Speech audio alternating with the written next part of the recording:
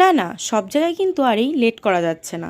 এই লেট করতে করতে কিন্তু আমি অনেক কিছু মিস করে ফেলছি। তো হ্যালো এভরিওয়ান, আমি পিউ। চলো তোমাদের সঙ্গে আবার একটা মিনি ব্লগ শেয়ার করতে এলাম।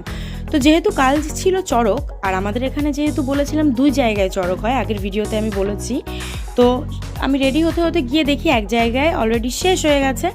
তো তাড়াতাড়ি করে দৌড়াতে দৌড়াতে আরেক জায়গায় গেলাম। এর এই যে এত পরিমাণে ভিড়, যেখানে রাস্তাতেই ঢোকা যাচ্ছিল না। তো যাই হোক, এখানে দেখতে পেরেছিলাম। তো গিয়ে দেখি সব কিছু রেডি হয়ে গেছে, জাস্ট ঘোরানোই এখন বাকি। তো আমরা গিয়ে দাঁড়িয়ে পড়লাম, গেছিলাম, হ্যাঁ আমি আর আমার এই বোন ঋদ্ধা, আমরা দুজনই গেছিলাম মেলায়। তো আর রাস্তায় এত পরিমাণে ভিড়, আর পুরো গাড়িগুলো এসে আরও রাস্তাটা একদম পুরো ব্লক হয়ে গেছিলো। আর মানে আমাদের মধ্যে আর গাড়ির মধ্যে কোনো ডিস্টেন্সই ছিল না। এদিকে রাস্তায় এরকম সবাই আটকে গেছে, আর ঠিক অন্য সাইডে দেখছি আবার চড়ক ঘোরানো শুরু হয়ে গেছে। তো এই মুহূর্তে কোনটা দেখবো সেটাই বুঝতে পারছিলাম না।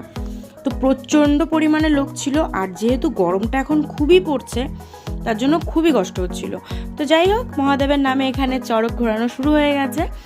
তো অনেকক্ষণ ধরে এখানে অনেকে মিলে ঘুরিয়েছে, আর প্রচণ্ড ভীষণই ভালো লাগে এগুলো দেখতে। আর আমাদের এখানে এই পুরো চৈত্র মাসটা জুড়েই কিন্তু এই চারিদিকে সন্ন্যাসী পুজো এইসবই থাকে। তো চারদিকটা ভীষণ একটা রমরমা পরিবেশ থাকে, খুবই ভালো লাগে। তো যাই হোক, চড়কটা দেখার পর হঠাৎ কিন্তু একটা খাবার দেখলাম, যেটা স্কুল টাইমে প্রচুর খেতাম, খুবই ভালো লাগতো। আমরা বলতাম লেবু কাপমালাই, অনেকে বরফ জল যাই হোক বলে। তো সেটা খেলাম, আর মেলায় গিয়ে নিয়ে নিলাম ভুট্টা।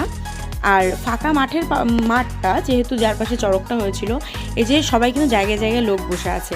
আর একটু বাদে বাদে কারেন্ট যেহেতু চলে যাচ্ছিল, আর যারা যারা যার যার মতন সবাই বসে আছে, ভীষণ ভালো লাগছিল। তো তারপর ভুট্টা নিলাম, বাদাম নিলাম।